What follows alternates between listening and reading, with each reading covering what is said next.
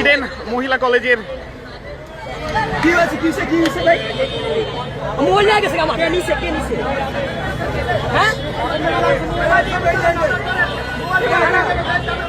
কি মোবাইল নিয়ে গেছে কে